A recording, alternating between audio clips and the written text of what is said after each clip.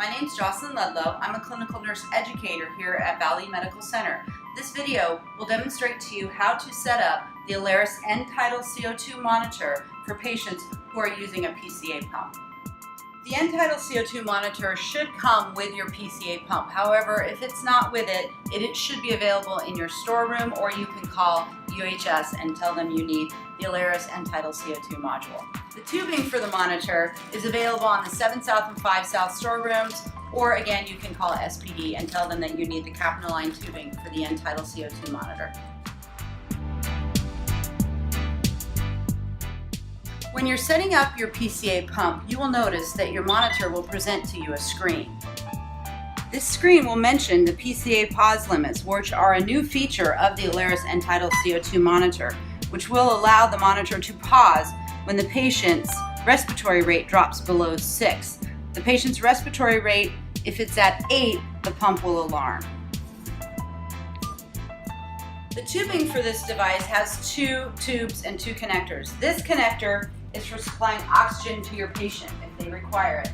If they don't require it, you can just wrap it up and tuck it under the pillow. The tubing that we connect to the monitor has a yellow end like this. To connect, you twist the cover counterclockwise and insert the yellow connector and turn that clockwise. The patient wears the sensor just like a regular nasal cannula. When you turn on the device, you will see that the sensor will warm up. Once the sensor is warmed up, it will begin to read the patient's end-tidal CO2 and respiratory rate. When you hit channel select on the end-tidal CO2 monitor, the main screen will display for you the respiratory rate, the end-tidal CO2, and the end-tidal CO2 waveforms.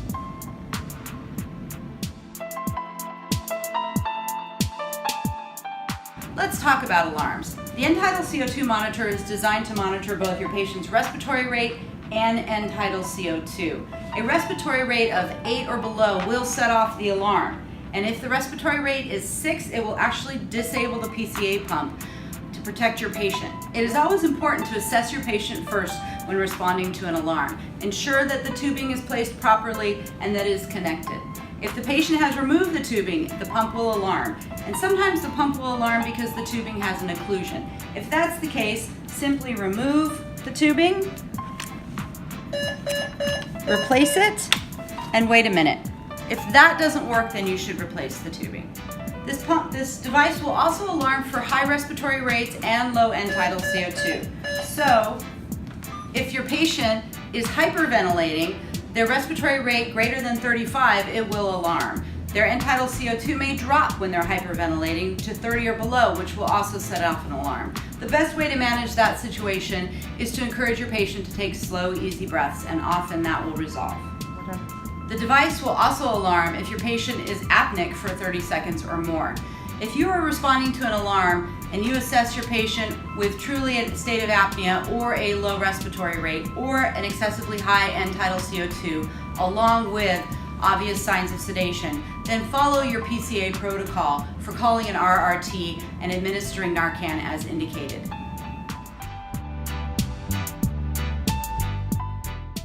The patient does not need to wear the end-tidal CO2 monitor while eating or ambulating, because clearly if the patient's walking, they're breathing. In order to pause the monitor, you can simply hit channel off and turn it off. The PCA pump will still work while it is off.